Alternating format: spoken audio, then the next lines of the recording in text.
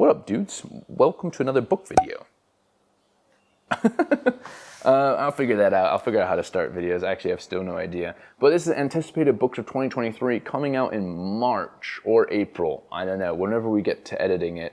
Right now it's February. I know it doesn't look like February the way that you're used to, but I'm right now in Paraguay, in the Chaco region. And if you don't know anything about the Chaco region, the internet is scarce, the data is terrible, but it's beautiful. The land is beautiful.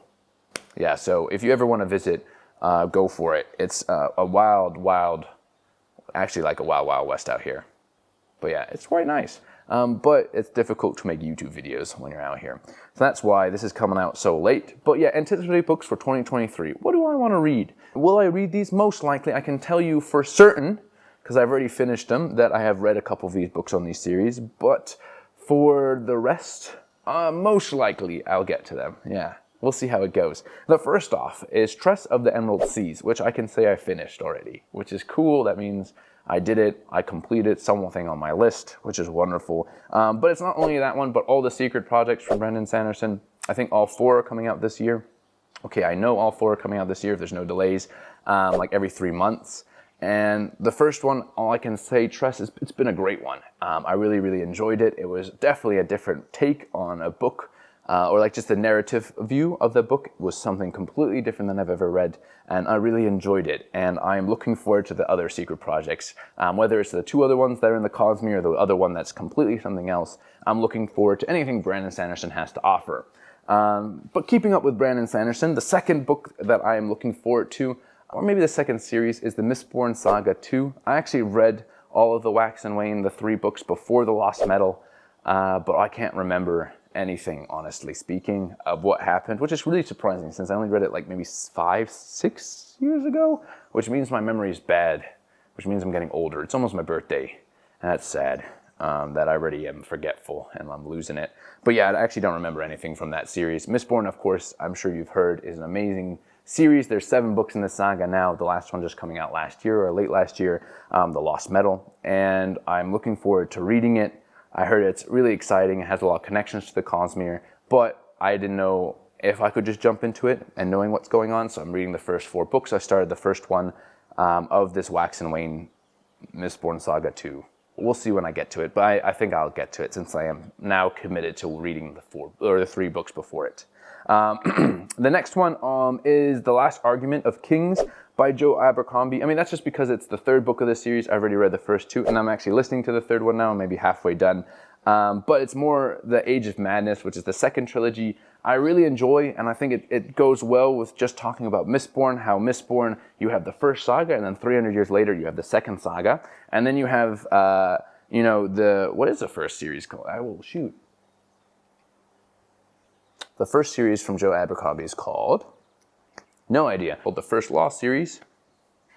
Yeah, that first trilogy that he has, and then I think it's 100 years, and then you have the Age of Madness trilogy, which I think that's always exciting, right? You have this first series, then you have a substantial time break where something happens, right? And I think during this time also there's an industrial revolution like Mistborn Saga 2, and then you have the 2nd series where you pick up and you hear about how the characters you learn about are legends, and have myths about them, and then you are picking up, how did actually the adventures of this first group or this first characters, did they actually make an impact? I think that's always fascinating, and I look forward to that. So yeah, I'll probably be reading this Age of Madness soon, or listening to it since I have enjoyed the audiobook version of it. The second one, and the 4th point, 4th series that I'm looking forward to is Any Book by John Gwynne. I've heard really good things about this author. He has 2 series, the Malice from the Faithful and Fallen, or the first book is called Malice from Faithful and Fallen series, and then The Shadow of the Gods, which is from the Bloodsworn series. Either one, I don't know which one I'll read. Maybe the Malice one first, even though the cover of the other one looks cooler, but that's okay. I think that the Malice or the Faithful and Fallen series are a completed series, so I'm going to start with that one. But I've heard many good things. If you Google him, he sits on it looks like it's Scotland or England, rolling green hills, where he has dogs and he has this massive site. Anyways, he has a really cool photo if you Google him. So I think that's a big reason why you have to read his books. because yeah, that's a pretty cool picture. And that has no reason to anything, but I just heard his books are really good and I look forward to reading it. The next one is Jade City by Fonda Lee. I actually started this book maybe 2 years ago or a year ago, maybe a year and a half ago. And I actually didn't finish. I got like 100 pages in. And it wasn't really my thing at the time, but since I know her trilogy is complete, or 3, yeah, they're Jade City, Jade War, and Jade Legacy are out, and I've heard amazing. Everyone talks so highly about them. I think I'll give it another try this year. I think it maybe wasn't just the right time for me to enjoy that sort of, how do you say, Hong Kong or Chinese mafia-esque sort of vibe of a book with this magic system, but maybe yeah, I'll get more into it now and I'll be able to enjoy it a bit more now. And I look forward to reading it. I heard, yeah, it's really good. It just wasn't maybe the right time for me to read it, read it then. But the book that I'm looking forward to the most this year, it's coming out this year, and it's from my favorite series that I mention a lot on this channel. Actually, I've never mentioned it, but now I will mention it. That is my favorite series, is the Red Rising series from Pierce Brown. And this is the 3rd book in the 2nd trilogy, where again, I love these time gaps, you know, when you have the first, but this one is only a 10-year time gap. But for me, it's so fascinating to see how, if you inspire or create a revolution, what happens afterwards, you know? What happens to the society? What happens to the world that you have just completely overthrown the reigning rulers? Are you able to make a better world? This book tackles that, or this series tackles that. And this is the 3rd book after Iron. Oh boy. That was my favorite one. How could I forget? Iron, Gold, Dark. Shoot, now I can't remember. Oh, that's always embarrassing, right? When you say something's your favorite and then your mind goes blank and then you don't write it down because you're like, oh, I'll know this. But it's called Iron, Gold, and Dark Age, which are 2 great stories, 2 great books. I do know it's coming out in July, July 15th, I think, or in the middle of July. And I know it's been prolonged quite a few years, this book. It's called Lightbringer, and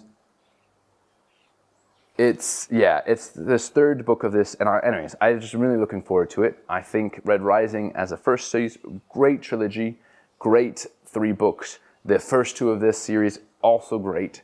And I really have enjoyed everything that Pierce Brown has done. These 5 books I have read, I'm going to enjoy hopefully the 6th one. And I'm really looking forward to it, and I can't wait for July for it to come out. It's also my last book, so I'll talk a little bit. But I think it's just, you know, when you read books, sometimes you have to read books at the right time. Not to say that books are bad. Some books are bad. Some books are good. Some are okay. But I think it also depends on when you read it. And I think when I read Red Rising, the first book of this series, was just the right time. And for me, Darrow, just connecting to Darrow, watching him as he grows and develops as a character was just so beautiful. And just this world that Pierce Brown created, or it is a science fiction book, but it definitely has fantasy elements to it since it's quite fantastical for being science fiction. But I think it's just an incredible story, and I highly recommend that whole series. But I definitely am looking forward to that last book, The Lightbringer, the 6th book of this saga, of this story, and I look forward to reading that. Well, that's basically it. Those are the books I look forward to reading in 2023. I know I'm going to read more books. Like, I've already read one that's not on that list. It's just, yeah, I was just, putting back, like, what do I actually want to read for this year? And those are the books that I want to read. Yeah, so look forward to those reviews if they come out. Hopefully they do. They probably will come out maybe in 2024, because we're at a strict 1 video, 1 month. Paraguay. Bad connection. All right, cool. That's it. See you guys later. Ciao.